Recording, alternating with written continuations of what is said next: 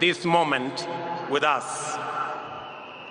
Allow me to introduce the father of our region, President Yoweri Kaguta Museveni, the President of Uganda.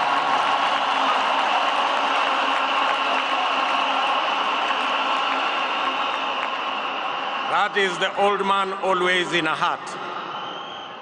Allow me to introduce His Excellency President Denis Sassou Nguesso, the President of Congo Brazzaville, my father who is here.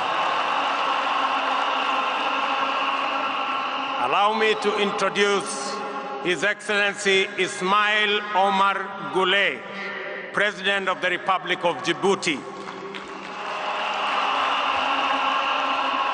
Allow me to introduce my elder brother, His Excellency Paul Kagame, the President of the Republic of Rwanda. Allow me to introduce His Excellency President Salva Kiir Mayardit, the President of the Republic of South Sudan. Na karibu sana Mheshimiwa. Allow me to introduce His Excellency Filipe Nyusi, the President of the Republic of Mozambique. Allow me to introduce His Excellency Dr. Emerson Mnangagwa, the President of the Republic of Zimbabwe. Allow me to introduce His Excellency Felix Tshisekedi, the President of DRC.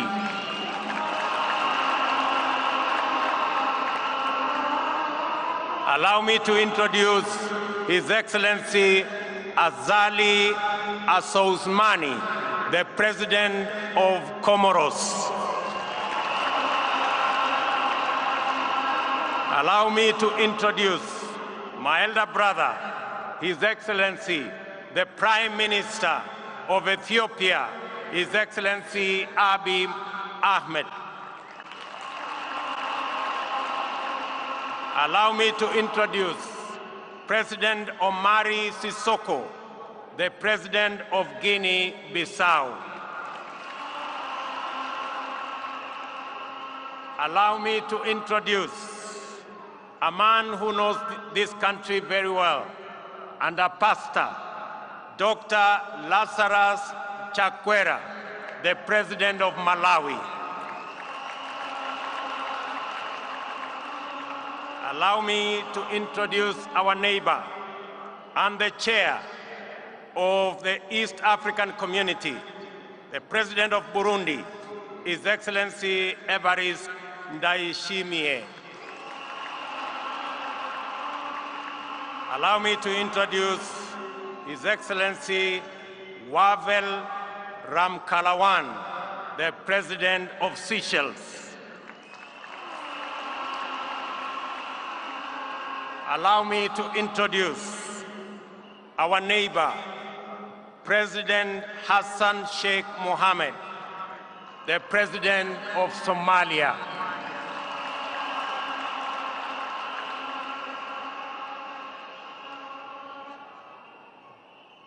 Tafadhali nawaomba vile vile nimkaribishe mama wetu, shangazi wa East Africa, Mama Samia Suluhu, Rais wa Jamhuri ya Tanzania.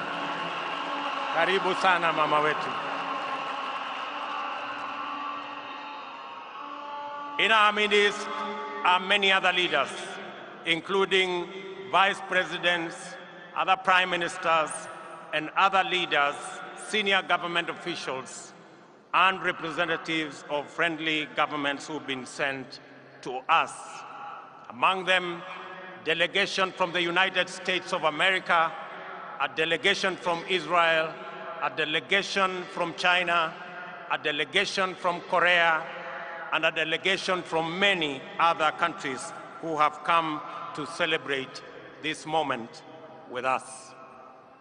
Before I make my very brief statement, with a lot of respect, I want to ask, on behalf of the other national leaders who are here, presidents from our neighboring countries, let me request Mzee Yoweri Kaguta Museveni to make just a few remarks. Karibu Mzee.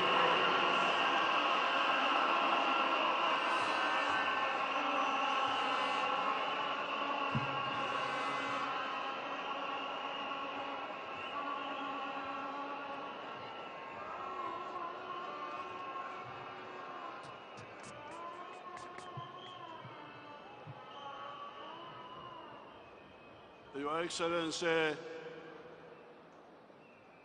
William Ruto, President of the Republic of Kenya,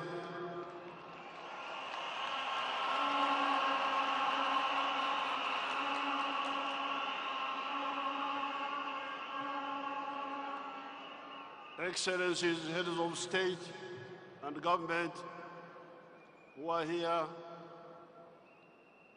His Excellency Vice President of Kenya, Mr. Gachagua,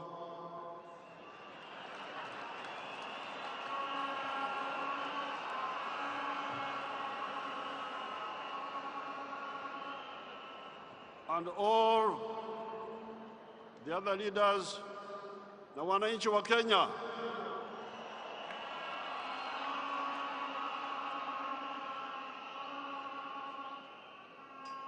Kwanza, hongera kwa Mheshimiwa William Ruto kushinda uchaguzi.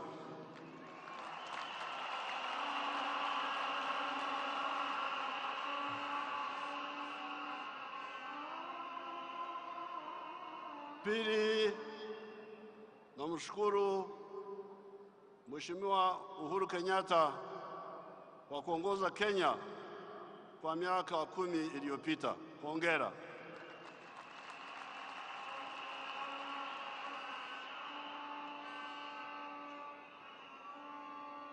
Kawaida,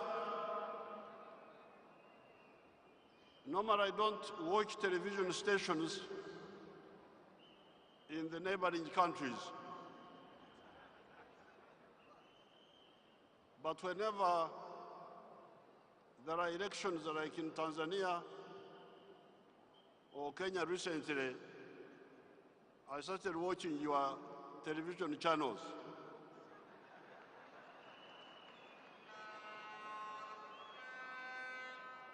And there is one television, I was scanning through them, but I watched something called KTN News Chivumbi.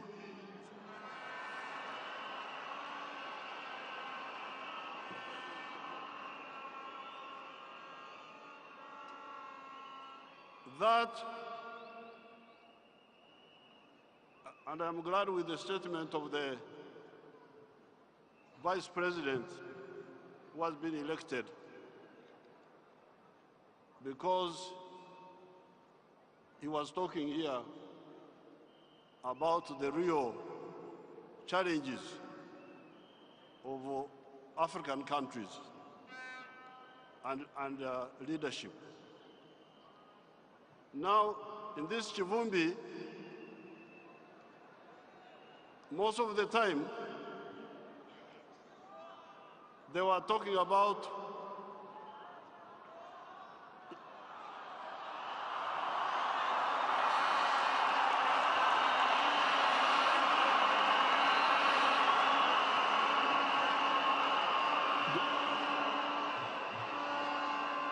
don't involve me in your internal affairs.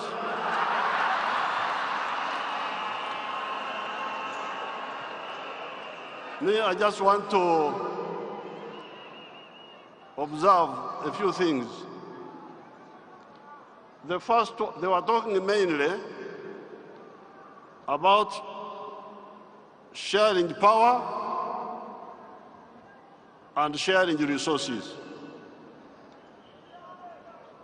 Then there was one young man with a lot of gray hair, a young man with a lot of gray hair. At one time he came and made a good point. And the point was the politics of identity versus the politics of interests, of issues. I said these young people are beginning to get somewhere. But then another one said, you are talking of distributing resources. Where will these resources come from? So all of the political class in Africa, I would appeal to you to answer that question. Where does prosperity come from? Ustawi wa jamii unatoka wapi? According to my experience of 60 years, I would advise Africans to know that prosperity comes from wealth creation. You must create wealth. And wealth is not the same as natural resources. You may have natural resources, but you don't get wealth out of them. The wealth means commercial agriculture, manufacturing, services, hotels, like hotels, and ICT. Now, if I own a hotel, it is my wealth. But that hotel creates jobs for Kenyans or Ugandans. The linkage between wealth and jobs. Because when I watch these TVs, I get a bit concerned. You see, people are talking, and the neo-colonial social science is also very dangerous, because people don't link. So I have not read, of course, the manifesto of Kwanza, Kenya Kwanza, nor have I read the other one of Azimio.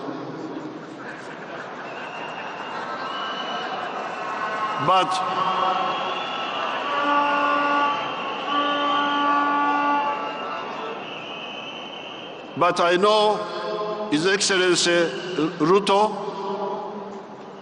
I've met him a number of times in Uganda, and I know he likes ideas and frank talking. Now, what I found a problem in that KT News Chivumbi was in all the things they were talking about, they were not talking about East African integration. They talk about Kenya, Kenya, Kenya, Kenya.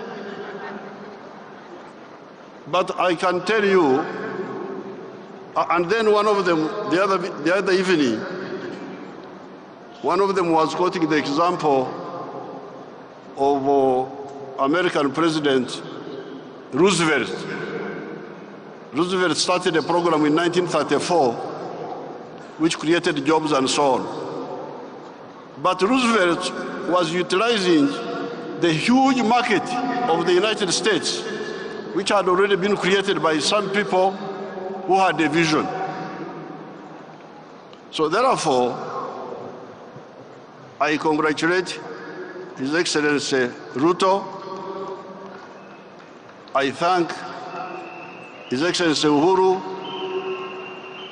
On behalf of the presidents who have come here, I did not come here to give a lecture about this or that, but I thought that in order for Uganda and Kenya and Tanzania and Congo and Burundi and Rwanda and South Sudan and Somalia, which is coming now, in order for us to catch up with the United States, we need also to look at the issue of the regional market.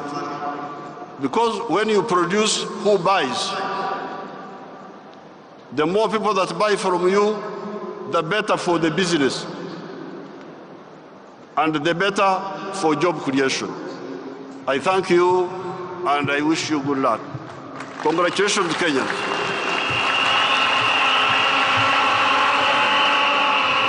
Asante sana mzee. With a lot of apology, I have been informed that in our midst we have other friends who I did not mention. Allow me to introduce my good brother, His Excellency Julius Naado Bio, the President of the Republic of Sierra Leone. Thank you very much, Your Excellency, and you're most welcome to Kenya. Let me also introduce the President of Sahrawi Republic, His Excellency Brahim Gali.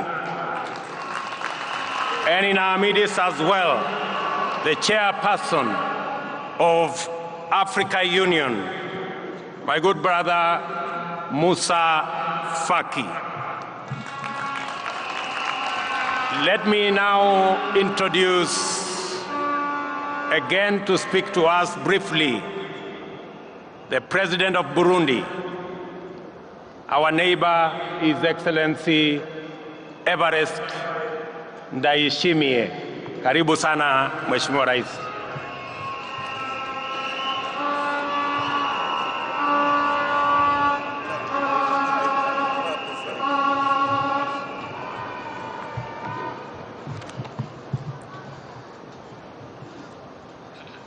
Mheshimiwa Rais William Ruto, Rais wa Jamhuri ya Kenya, and the First Lady, Excellencies, Head of State and Government, Mheshimiwa ndugu yangu Uhuru Kenyatta, viongozi kwa ngazi mbalimbali za nchi ya Kenya, Head of Delegations, members of Diplomatic Corps, wananchi wote wa Kenya, hamjambo? Hamjambo? Kenya oye! Jumuiya ya Afrika Mashariki oye!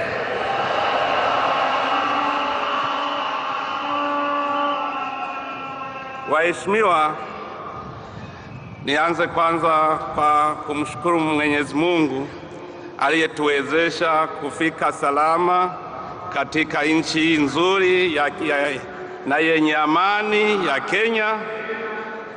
Nina furaha sana, Kenya kabisa, hakuna matata.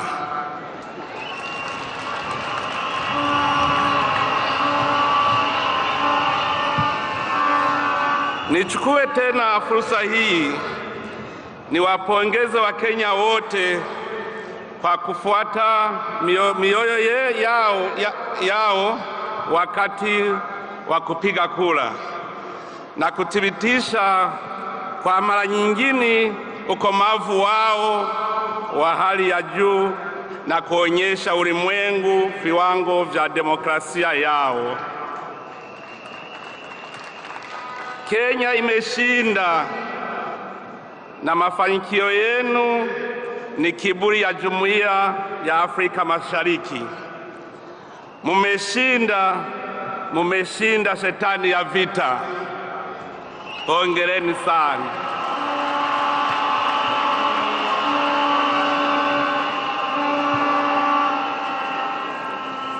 Hongera sana ndugu yangu mpendwa Mheshimiwa William Ruto kwa kuteuliwa kuwa rais wa Kenya.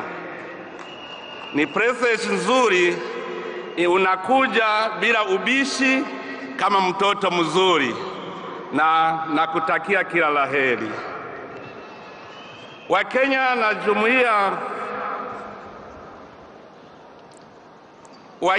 na Jumuiya ya Afrika Mashariki kwa ujumla wanatazamia kwa hamu uongozi wako ndugu yangu Ruto, ambao utachukua sio tu kuipeleka nchi yako mbele kwa kimaendeleo, bali pia kuimarisha ushirikiano wa kikanda. Nikiwa rais wa Burundi na mwenyekiti wa mkutano mkuu wa marais wa nchi za Jumuiya ya Afrika Mashariki, ninatarajia kufanya kazi na wewe ili kuimarisha maendeleo kwa kanda letu.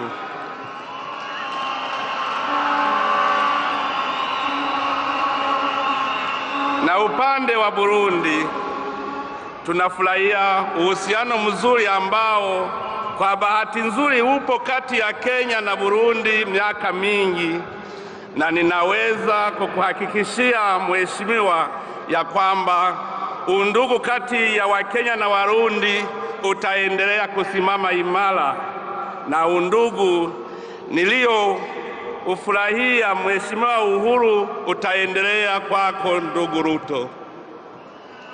Ningependa tena kutoa pongezi kwa ndugu yangu Mheshimiwa Uhuru Kenyatta kwa uongozi wako.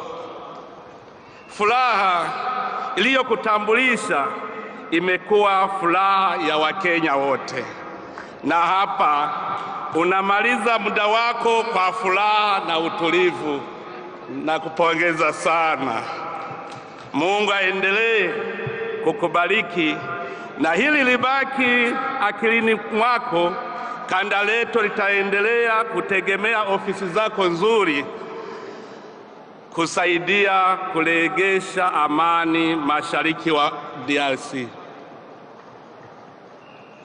Ningependa kuhitimisha hotuba yangu kwa kupongeza kwa mara nyingine tena Mheshimiwa Rais William Ruto na kukutakia afya njema na mafanikio mema.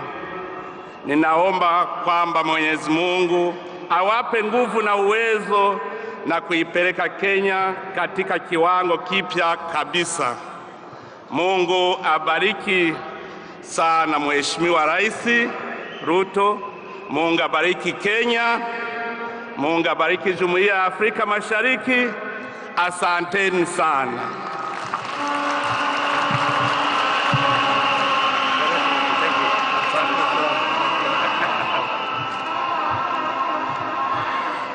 Wa mwisho, na kabla sijamuita wa mwisho, let me recognize the presence of the Prime Minister of Eswatini. Tumpigie makofi. The heads of regional economic blocs, EAC, COMESA and IGAD, together with ECOWAS, congratulations, and the Deputy President of Equatorial Guinea. Nataka sasa nimuite the first ever President of East and Central Africa, our dear sister, the President of Tanzania, President Samia Suluhu. Karibu sana Mheshimiwa Rais. Tunakuenzi, tunakuheshimu.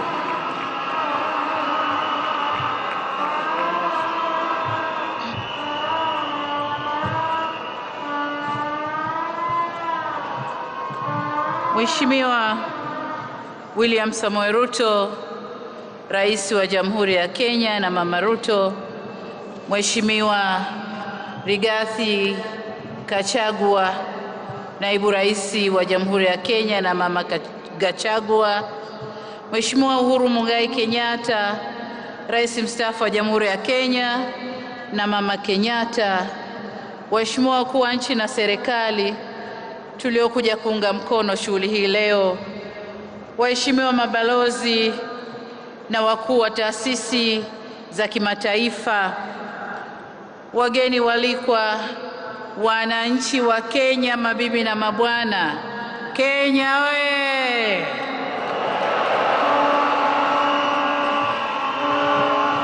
Kwanza kabisa niungane na viongozi wa dini kumshukuru Mungu kwa kuweza kukamilisha shughuli hii adhimu na ya kihistoria ya kumwapisha rais mpya wa Jamhuri ya Kenya pamoja na naibu rais.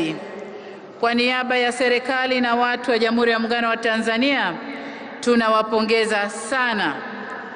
Tunawapongeza sana ndugu yetu William Ruto, rais wa Jamhuri ya Kenya, pamoja na ndugu yetu Mheshimiwa Rigathi Gachagua, naibu rais wa Kenya, kwa kupokea rasmi jukumu la kuiongoza Kenya leo.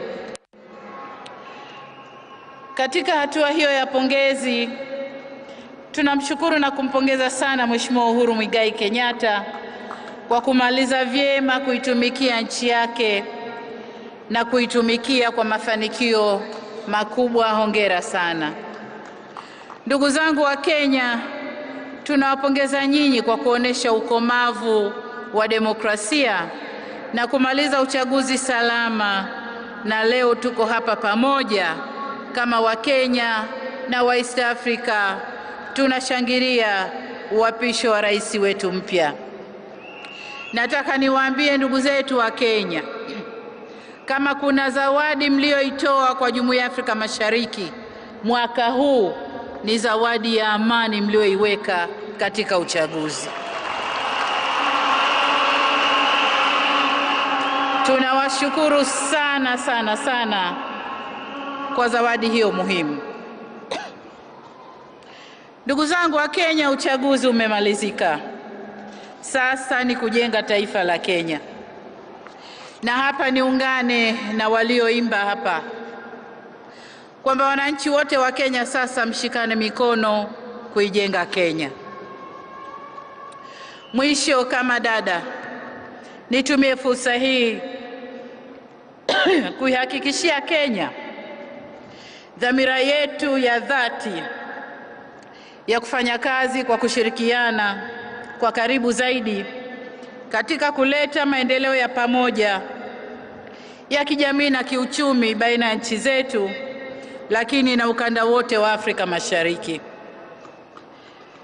Namwomba Mwenyezi Mungu amwezeshe ndugu yetu Ruto pamoja na serikali atakayoiunda, awatie nguvu ili waweze kutumikia vyema nchi hii katika kiwango kinachotarajiwa na wananchi wa Kenya. Mwisho kabisa, nimwombe Mwenyezi Mungu aibariki Kenya, Mwenyezi Mungu aibariki Afrika Mashariki, na asanteni sana kwa kunisikiliza. Asante sana.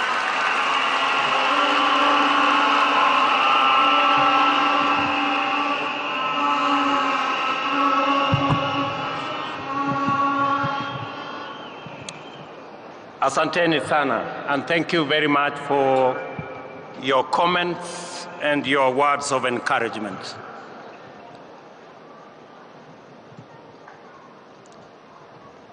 To the people of Kenya, this is a momentous occasion for our country. Our politics and our elections have never failed to be emotive, engaging, and dramatic. The most recent installment, however, showcased our most exemplary democratic performance. This day comes on the back of a peaceful election following an intense issue-based campaign in which major coalitions made up of strong political parties canvassed their agenda and took it for examination by the people of Kenya. The Independent Electoral and Boundaries Commission stewarded a transparent and credible election whose result faithfully reflects the democratic will of the people of Kenya. Dissatisfied parties exercise their right to petition before the Supreme Court, whose proceedings and determination not only gave comfort to the doubtful, but also restored faith in our electoral and judicial institutions. Many countries aspire to have moments like this, and we as Kenyans should not take ours for granted. This is the third election under the Constitution of Kenya 2010 and the second peaceful transition. We have had a robust conversation about this moment and what it demands of us. And we have sought to answer the question whether this is a constitutional moment or an economic moment. In this process, we have demonstrated the maturity of our democracy, the robustness of our institutions, and the resilience of the Kenyan people. My competitors and I mobilized vigorously to offer the citizens of Kenya the most appealing agenda as well as the best roadmap to achieving it. I remain firm in the conviction that all sides in the last election did their best to present a pathway to actualize the people's aspirations. The just concluded election was a choice between competing ideas towards the Kenya we want. Elections and democracy entail unifying competition, not divisive rivalry. The performance of our security services, the performance of the IEBC and the judiciary was put to severe test. By and large, these institutions lived up to our expectations. We can only aspire to do better in future, and I give my undertaking that my administration shall work to ensure that the bar is raised even higher for the next general elections. A significant dividend of our electoral and democratic process is the tremendous achievement we made in breaking the glass ceiling by enhancing the participation of women in leadership. 7 women were elected as governors, up from 3 in the last election. 29 women were elected as members of the National Assembly, up from 23 in 2017. 7 women deputy governors and 3 women senators were elected as well. It is very clear that this election had many winners, far exceeding those who were actually elected. By far,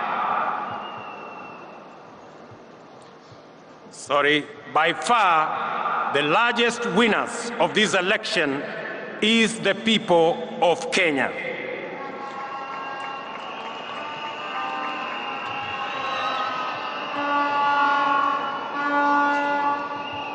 We have done well as a nation. We have blazed the trail in an increasingly challenging environment where democracy is consistently on trial. We have come a long way in our nation's journey to freedom, and going by our most recent performance in these elections, we conclude in confidence that we are almost home. Allow me, ladies and gentlemen, to single out the Independent Electoral and Boundaries Commission for special commendation for the courage to do the right thing under exceptionally challenging circumstances.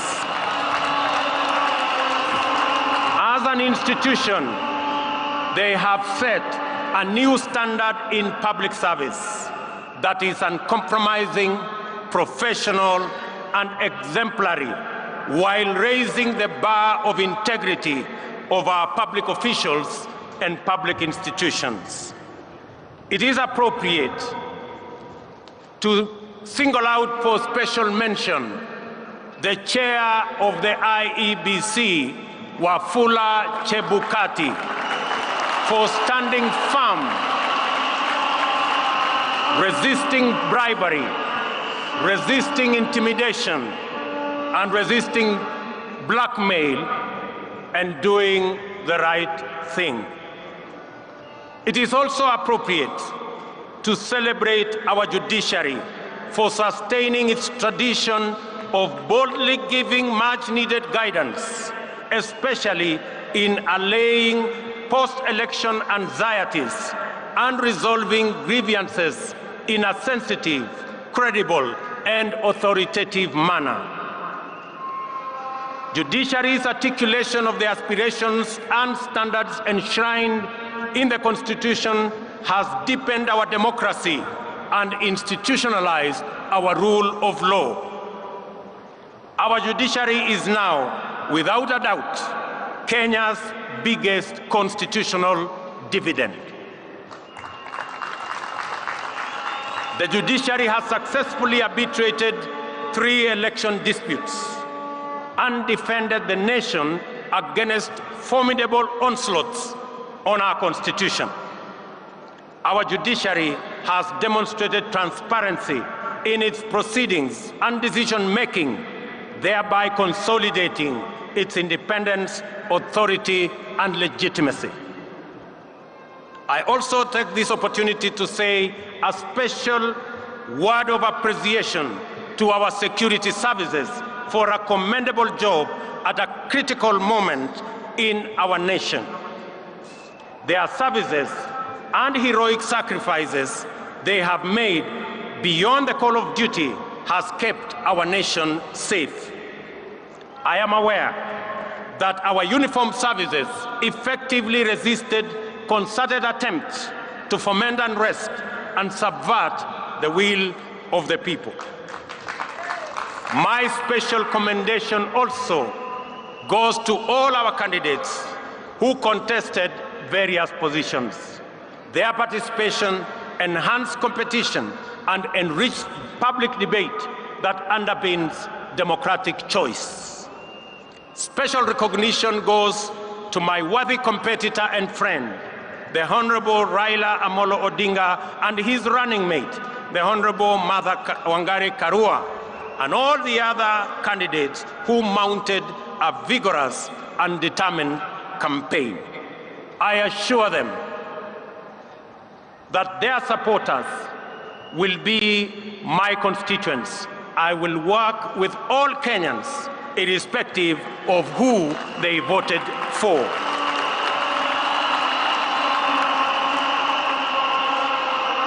Our special gratitude also goes to millions of Kenyans in the Hustler movement for tirelessly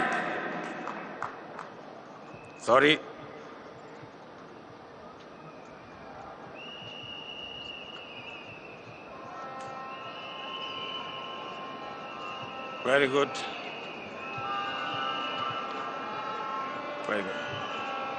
Our special gratitude also goes to millions of Kenyans in the Hustler movement for tirelessly mobilizing for the campaign and executing a historic revolutionary feat, perhaps as great as the daring exploits of our legendary freedom fighters.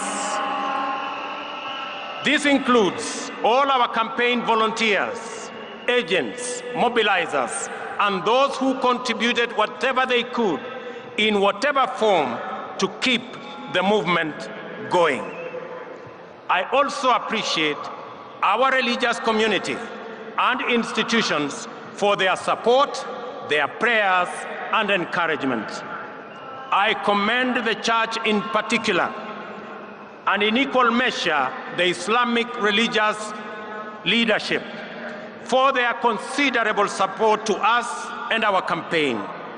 We also appreciate them for continuously exploring avenues for interfaith understanding and solidarity, which have gone a long way to enhance tolerance and cohesion in Kenya.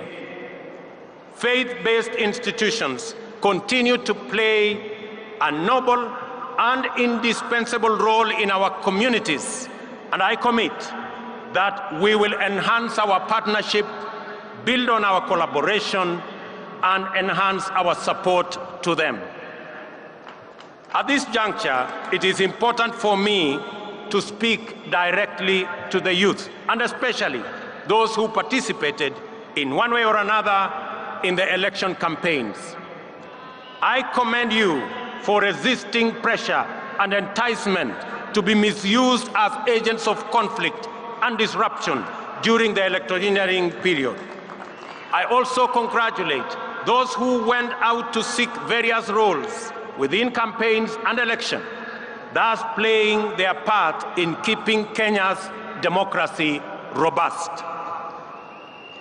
Even if your candidate did not win, your participation in the activities of our political parties, campaigns, and elections is the beginning of political internship.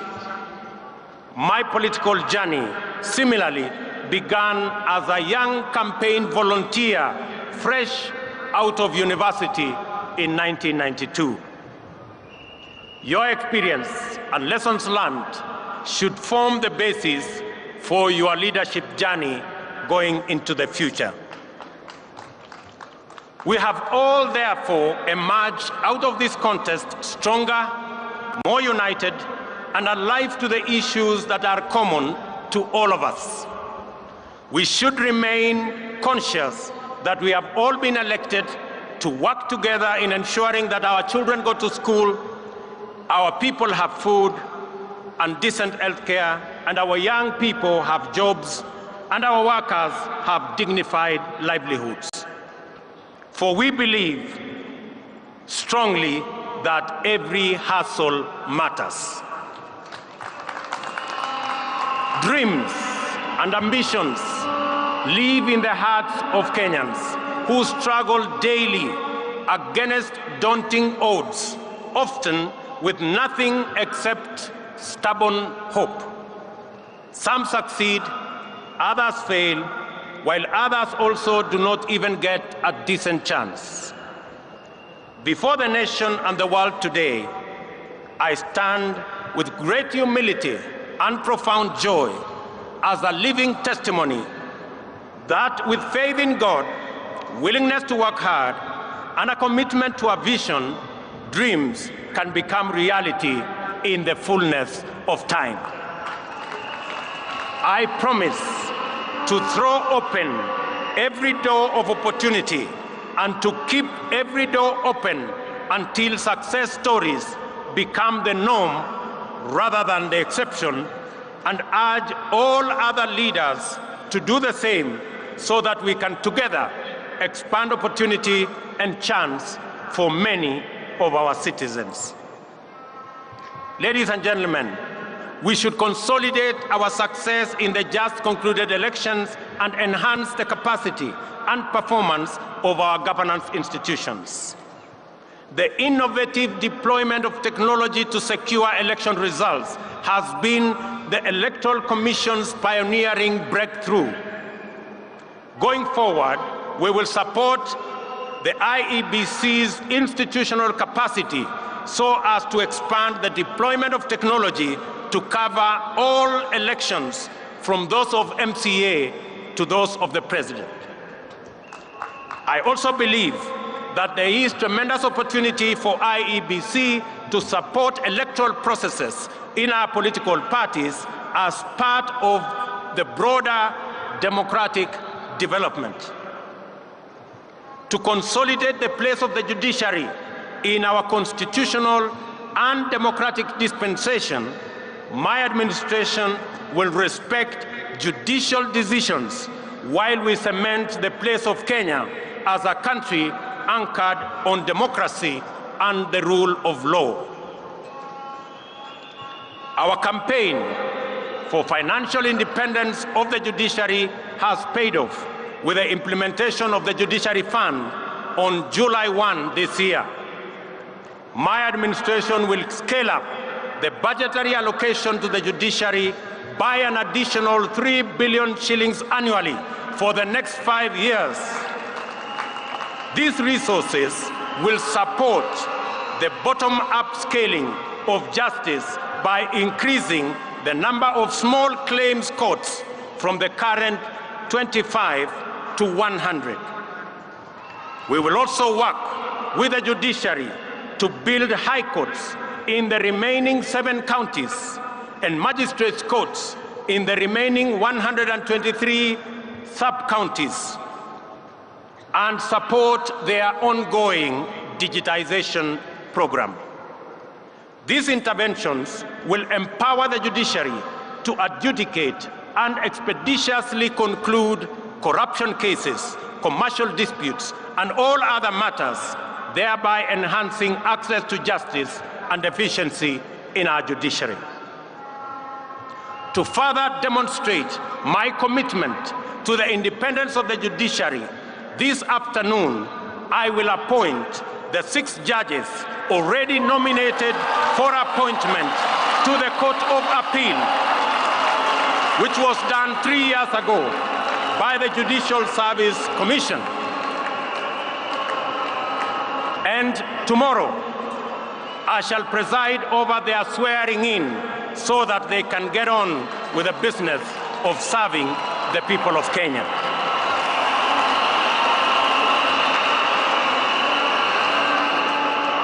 As required by Article 245 of the Constitution, the Inspector General of Police is mandated to exercise independent command over the National Police Service. The service's operational autonomy, however, has been undermined by the continued financial dependence on the office of the President. This situation is going to change. As I address you,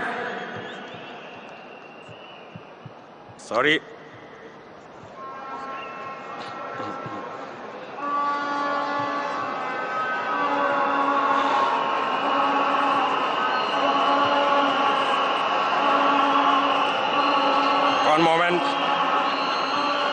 Good. There we are.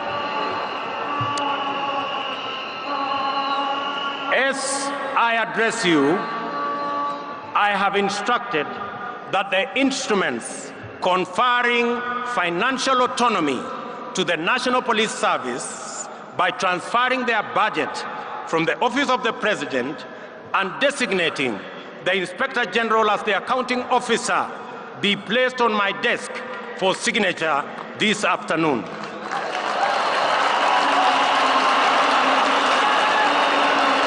Financial independence of the police will give impetus to the fight against corruption and end the political weaponization of the criminal justice system, an undertaking I made to the people of Kenya. I understand the deep fissures and low morale in the public service, the intimidation that was visited on IEBC commissioners and staff during the election was also meted out on various other agencies and staff in public service. This is now in the past. I assure all public officers that my administration will respect their professional service, and no public servant, even chiefs and their assistants, will be required to run political errands for any political party or formation.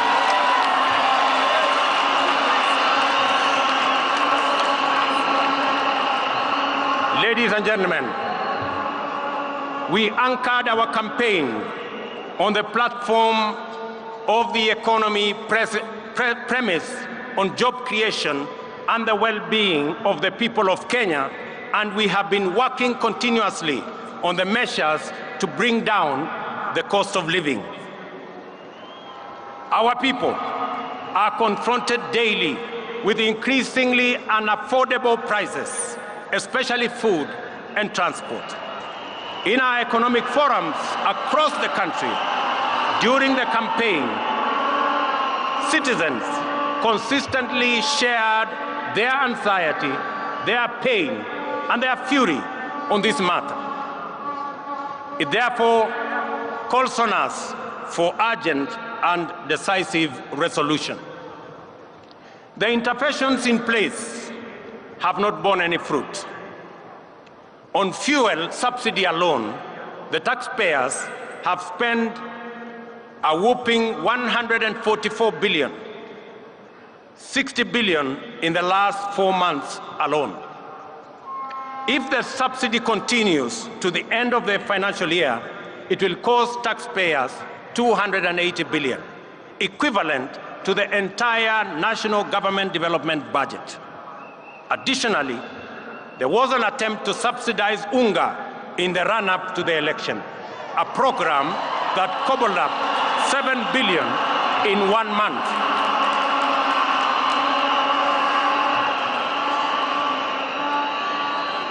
In addition to being very costly, consumption subsidy interventions are prone to abuse. They distort markets and create uncertainty, including artificial shortages of the very products they seek to subsidize. The cost of living challenges are related in our respectful submission to production. Our strategy to bring down the cost of living is predicated on empowering producers. The forecast for maize harvest this year is below 30 million bags against a normal production of 40 million bags. The main cause of the decline in production is the high cost of farm inputs. Our priority intervention, therefore, is to make fertilizer, good quality seed, and other agricultural inputs affordable and available. For the short rains, we have already made arrangements to make 1.4 million bags of fertilizer available at Kenya shillings 3,500 for a 50-kilogram bag, down from the current 6,500. This fertilizer will be available from next week. I appeal to county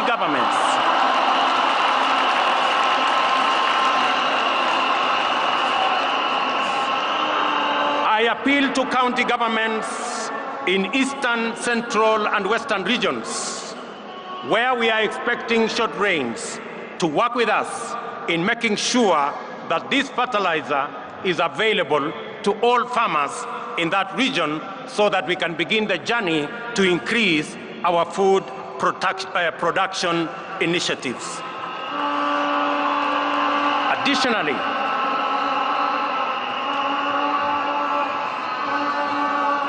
Additionally, to cushion tea farmers, we have made arrangements with KTDA to immediately supply tea farmers with fertilizer at 3,500 shillings, down from Kenya shillings 5,600.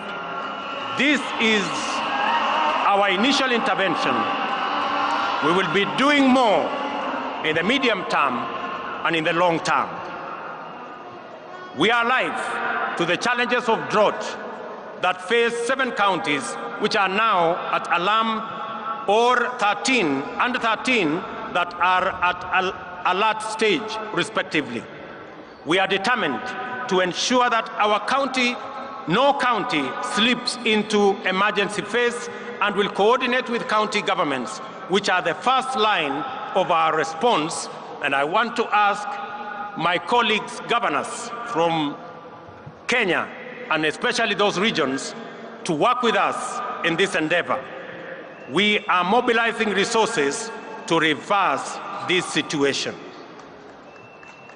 Our goal is not just to provide relief and recovery to restore the situation, but to invest and unblock the huge economic potential of rangelands that constitute 2/3 of our country.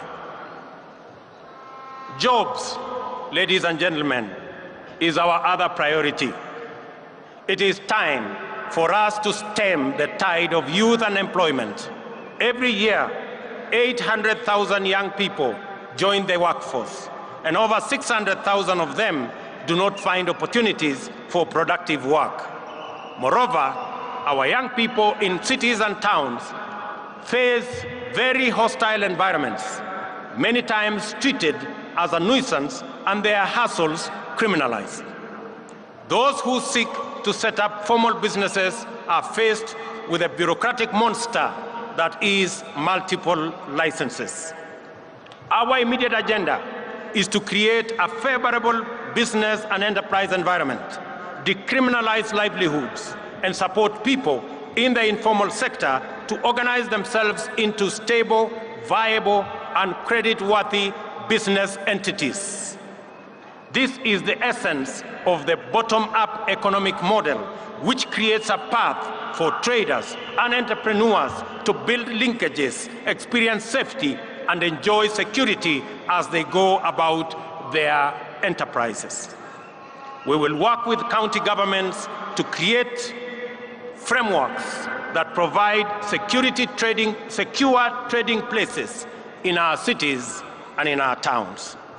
We have committed specifically in the city of Nairobi to work with the county government of Nairobi to build an additional 20 markets in the city of Nairobi alone as we work with other counties to achieve their plans. Financial inclusion and access to credit are critical in addressing the fundamental factors of cost of living, job creation, and the people's well-being. We shall take measures to drive down the cost of credit. Our starting point is to shift the Credit Reference Bureau framework from its current practice of arbitrary, punitive, all-or-nothing blacklisting of borrowers, which denies borrowers credit. We will work with credit reference bureaus on a new system of credit score rating that provides borrowers with an opportunity to manage their credit worthiness. This will eliminate the culture of blacklisting. In our engagements, traders also complain about the onerous burden involved in cash transactions exceeding 1 million. Many have reverted to storing money under their mattresses at great risk, which is clearly not the intention of the anti-money laundering regulations. While we remain fully committed to mitigating this risk, we believe that there is scope to make compliance. Sorry, again.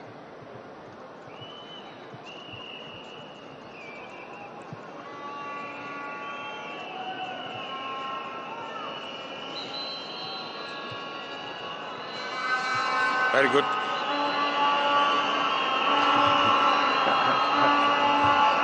While we remain fully committed to mitigating this risk, we believe there is scope to make compliance less burdensome on genuine business transactions. I have been assured by the central bank that work is ongoing on how to ease this burden without compromising the security of our financial system.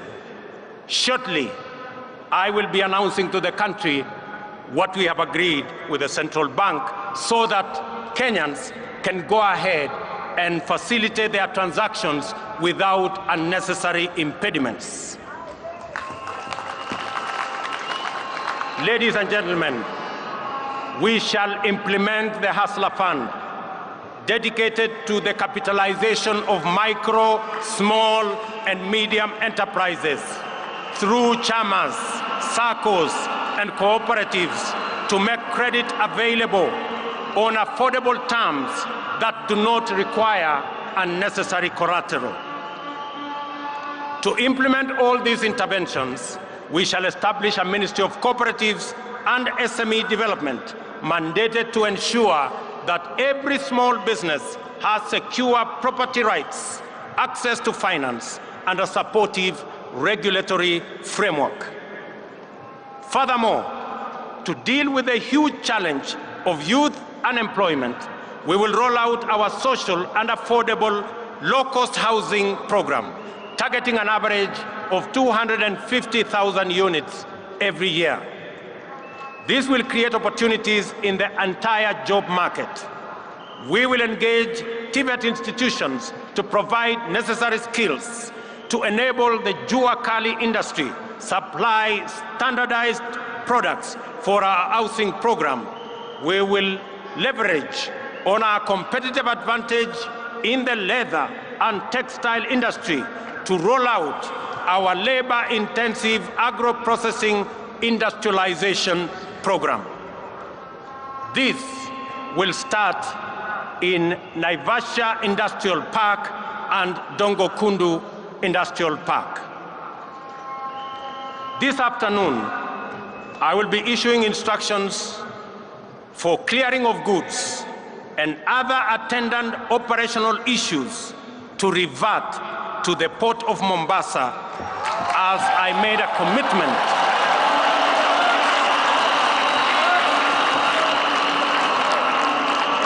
to Kenyans. This will restore thousands of jobs in the city of Mombasa. Ladies and gentlemen, we must stabilize our public finances. This year, we will spend 60% of our revenues to service our debt. We are faced with Kenya shillings 60 billion in pending bills for goods and services supplied to government. Clearly, we are living beyond our means. This situation must be corrected. I am aware that many individuals, families, and their businesses have been driven to ruin and forced to shut down over government unpaid bills. We shall give priority to the expeditious resolution of our pending bills so that the government can meet its obligation and facilitate better economic performance. In the coming weeks, we shall advise government creditors on the mechanisms for the resolution of their outstanding payments. We are committed to ensuring that they are paid in the shortest time possible. Additionally, we urgently need to expand our tax base. Our job creation agenda and the capitalization of our SMEs will go a long way in broadening our tax bracket. We will make KRA more professional, efficient, responsive, and people-friendly. I urge taxpayers to respond by undertaking their patriotic duty and pay their taxes. In furtherance to this, oversight institutions such as the Auditor General and the Controller of Budget will be adequately funded to execute their mandates. On the matter of gender parity, I am committed to the two-thirds gender rule as enshrined in our Constitution. We will work with Parliament to fast-track various legislative proposals and establish a framework that will resolve this matter expeditiously, as I promised in our manifesto. The participation of women in our governance does not make us lesser, it makes us greater. And their role can no longer be nominal, it must be substantive. Ladies and gentlemen, our health agenda is premised on fundamental reform in the way health is financed and provided. We shall reform the National Insurance Fund to make it a social health insurance provider, improve procurement of medical supplies, deploy an integrated, state-of-the-art health information system, and most importantly, provide adequate human resources at all levels. Contributions to the National Hospital Insurance Fund will now be graduated and will depend on people's income. There is a robust conversation, ladies and gentlemen, in the country on education, and in particular, the implementation of CBC curriculum. Public participation is critical in this matter. I will establish an education reform task force in the presidency, which will be launched in the coming weeks. It will collect views from all players in line with the constitutional demand of public participation, and we are particularly alive to the anxieties of parents on the twin transition of the last 844 class and the first CBC class in January next year. I assure all that there will be a solution to the matter before then.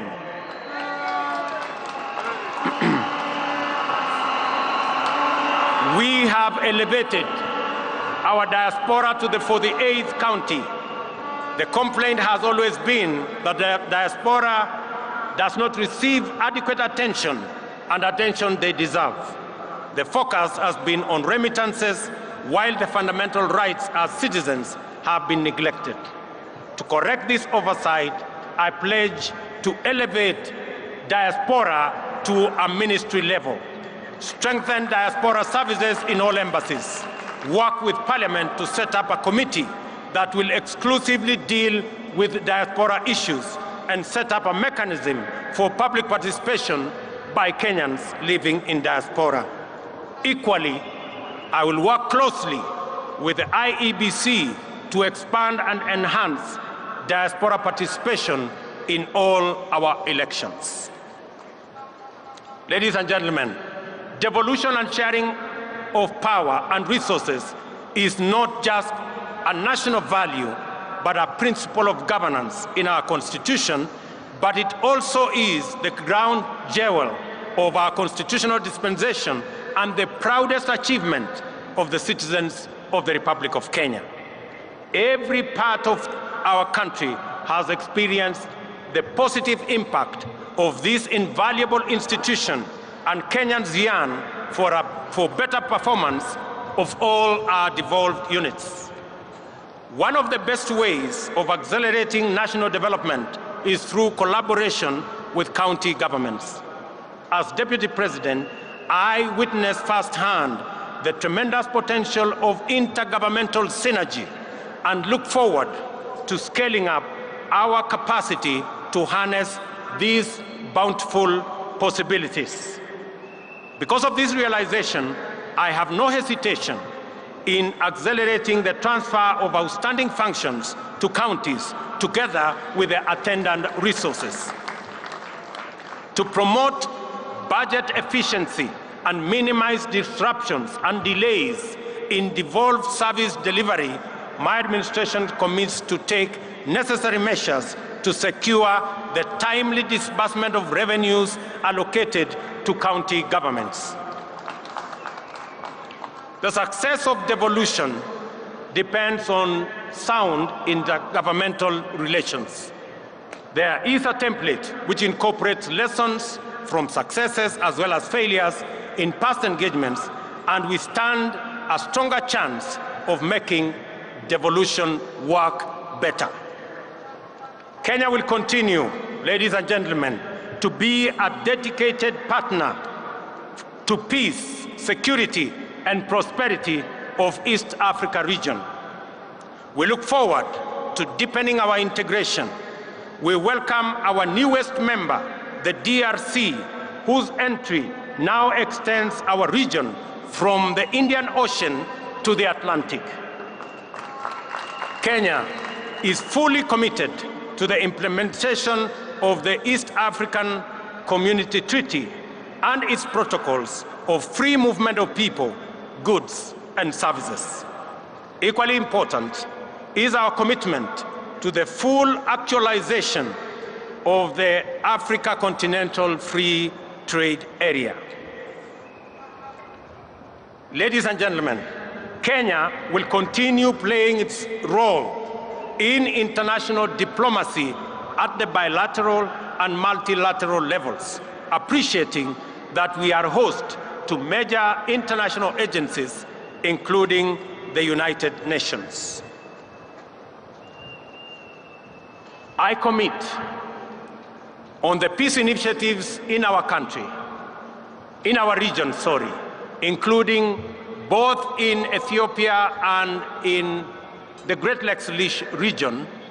I have asked my elder brother, President Uhuru Kenyatta, who has done commendable engagement with those regions, and he has graciously agreed to continue chairing those discussions on behalf of the people of Kenya. I have committed that the government of Kenya, and myself in particular, will support those initiatives that will be chaired by President Uhuru Kenyatta. And I want to thank you, Your Excellency, for graciously agreeing to support us and to help me in those interventions. Among the central concerns of my government will be climate change. In our country, women and men, young people, farmers, workers, and local communities suffer the consequences of climate emergency. It is not too late to respond.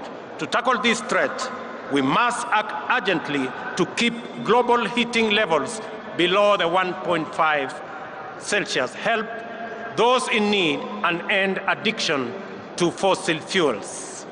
Africa has the opportunity to lead the world. We have immense potential for renewable energy. Reducing costs of renewable energy technologies make this the most viable energy source. Kenya is on transition to clean energy that will support jobs, local economies, and sustainable industrialization. In Kenya, we will lead this endeavor by reaffirming our commitment to transition to 100% clean energy by 2030. We call on all our brothers and sisters in our continent to join us in this journey. As members of the international community, we shall support a successful climate summit in Africa in November by championing delivery of finance and technology needed for Africa to adapt to climate impacts, support those in need, and manage the transition. My administration is ready to work with global partners to fight pandemics and other health emergencies. We are also committed to promoting Kenya's vigilance and efficacy in responding to emerging public health challenges. We stand ready to play our role in the collective effort to keep the public safe. I call upon countries that have developed vaccines to make them available to us. Ladies and gentlemen, my government commits to create a business-friendly environment, eradicate barriers that hamper business development and growth, and make Kenya one of the most compelling and attractive business destinations. We are an open, democratic society founded on freedom and justice. We take pride in receiving visitors and offering them our legendary hospitality. Kenya is a land of immense natural beauty and unforgettable delights. Ladies and gentlemen, I stand here on my day one as president. I make a commitment that in the days ahead, I will make pronouncements that are going to better define the trajectory of my administration. I promise to make every Kenyan proud and to ensure the economic well-being of all of us. Without exception, ladies and gentlemen, I want to thank you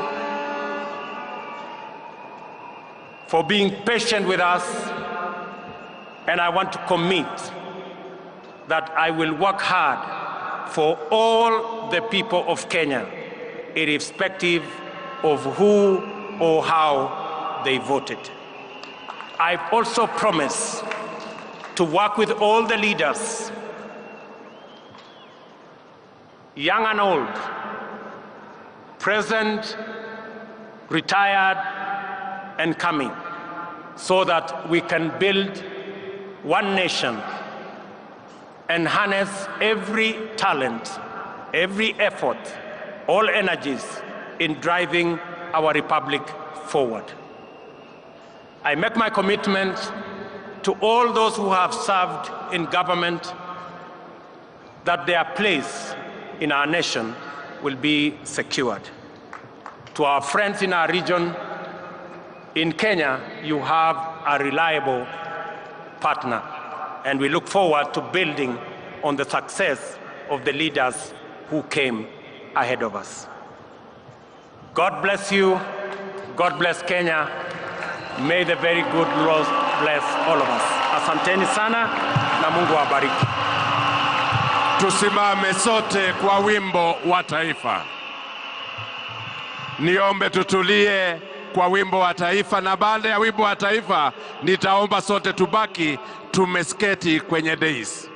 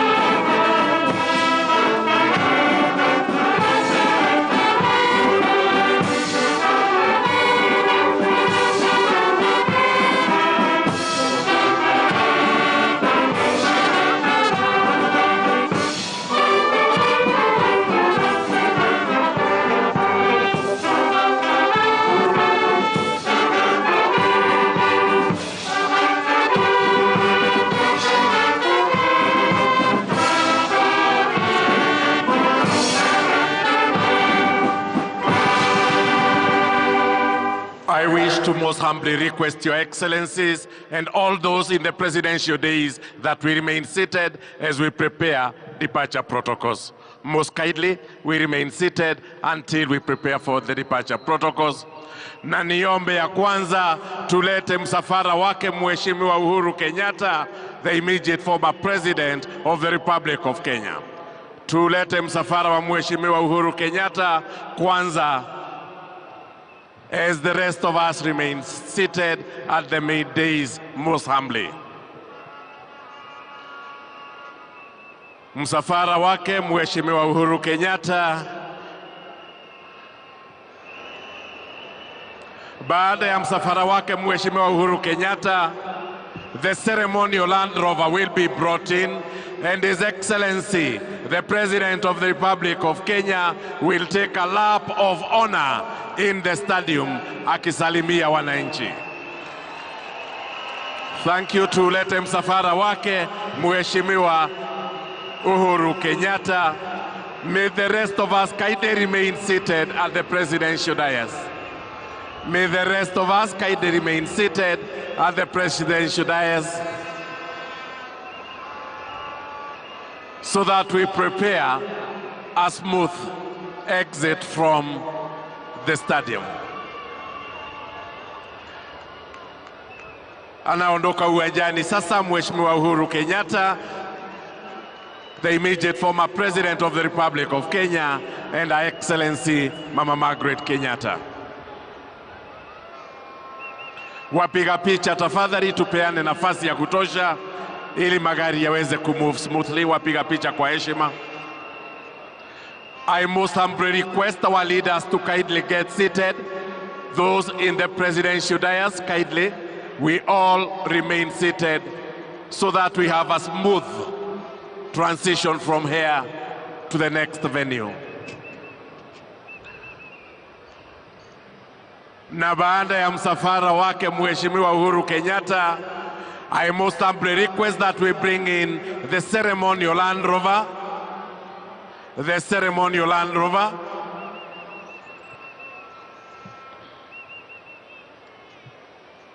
Faster, please, most kindly. Thank you. If we could kindly move faster, thank you. Wapiga picha niombe tuondoke sababu Land Rover itatembea pahali mko.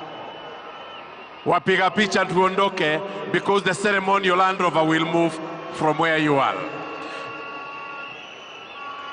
May I now welcome Your Excellency the President of the Republic of Kenya to board the ceremonial Land Rover and take a lap of honor inside the stadium ukisalimia wananchi. The rest of us kindly remain seated at the presidential dais. We bring in the ceremonial Land Rover so that His Excellency the President is able to greet Kenyans as he takes a lap of honor inside the stadium.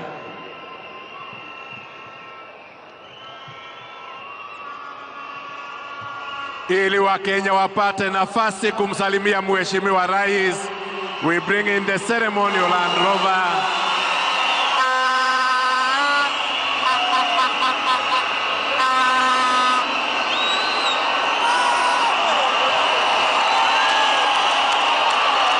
The rest of us, we remain settled in the presidential days, kindly.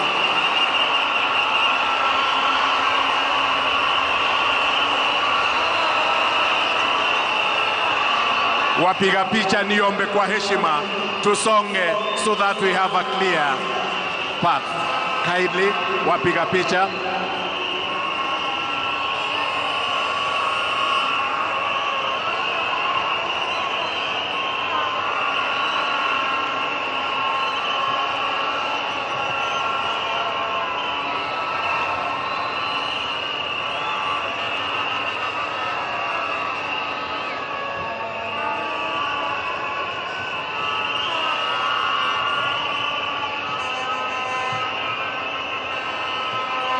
His Excellency the President of the Republic of Kenya mounting now the ceremonial Land Rover aweze kusalimia wananchi na kuwapungia mkono wananchi wa Jamhuri ya Kenya waliopo hapa.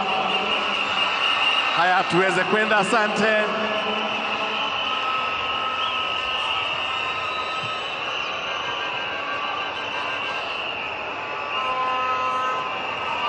Tumpungie mkono wananchi wakati Mheshimiwa Rais anapita karibu na bahari tumeketi. Tumpungie mkono Mheshimiwa Rais wa Jamhuri ya Kenya. Wapiga picha niombe tena turudi nyuma jameni. Let us kindly facilitate a safe and smooth exit. Tumsalimie Mheshimiwa Rais, tuweze kumpungia mkono akizungushwa uwanjani in the ceremonial Land Rover.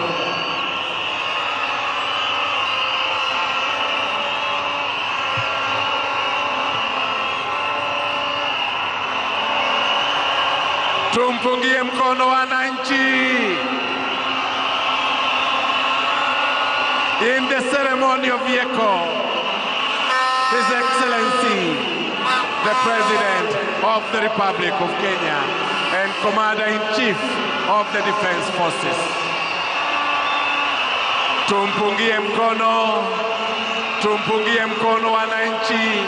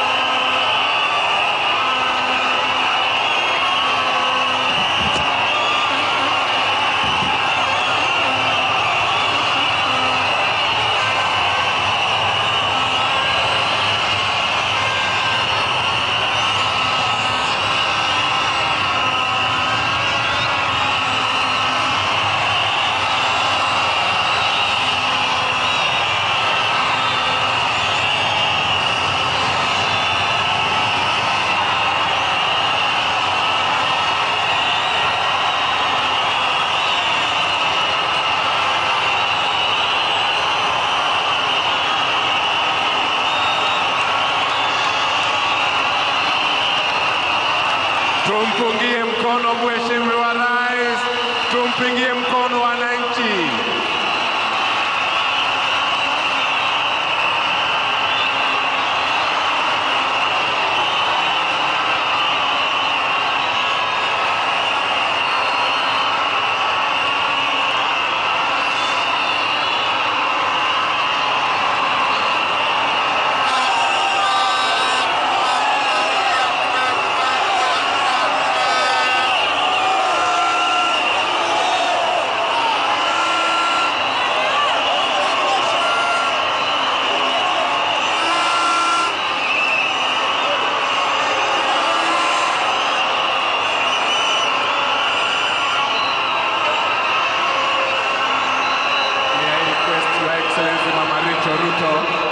Your Excellency, the First Lady, Mama Rachel Ruto, kindly, if you could calm down so that we...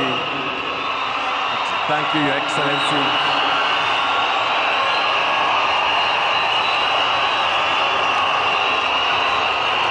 Wale wengine tubaki tumeketi kwenye jukwaa so that we prepare departure protocols, kindly.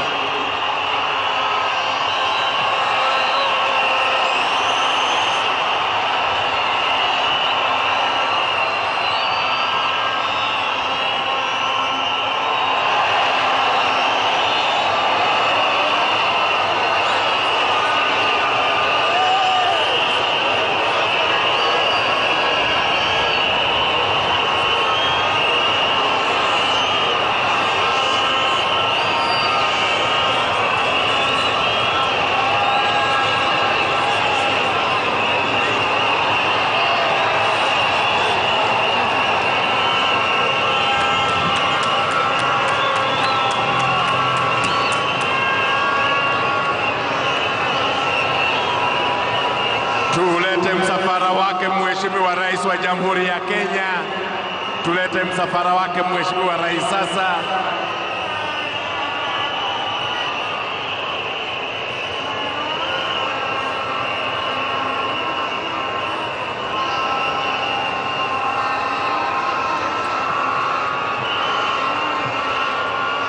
Msafara wake Mheshimiwa Rais wa Jamhuri ya Kenya.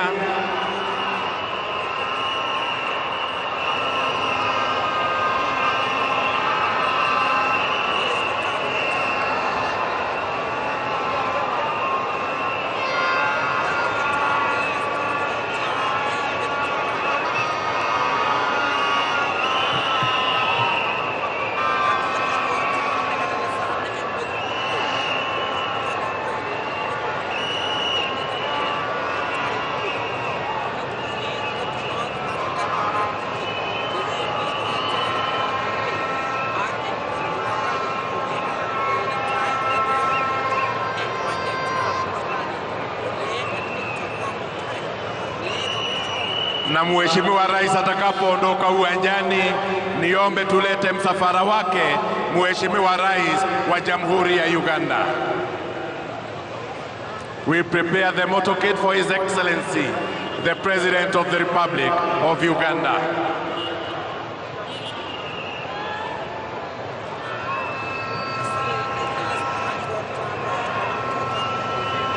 Naomba turudi nyuma so that we follow the proceedings kindly. Bado turudi nyuma kidogo, niombe kwa heshima.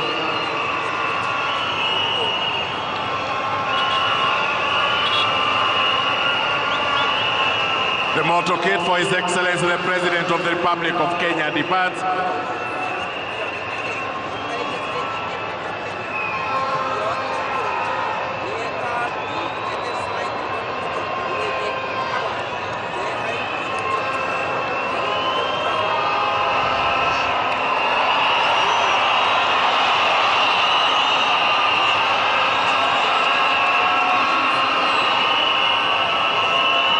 Asante, tuweze kusonga sasa kwa haraka kidogo, so that we bring in the hands of state and government most kindly.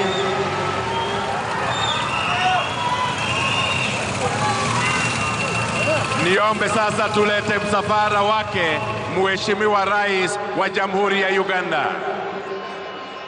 Let us please bring the motorcade for His Excellency the President of the Republic of Uganda.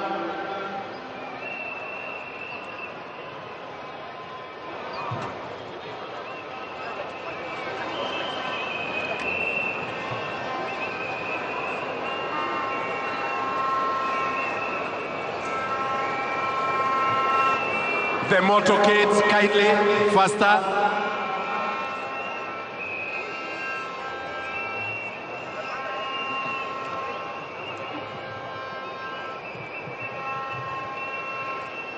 The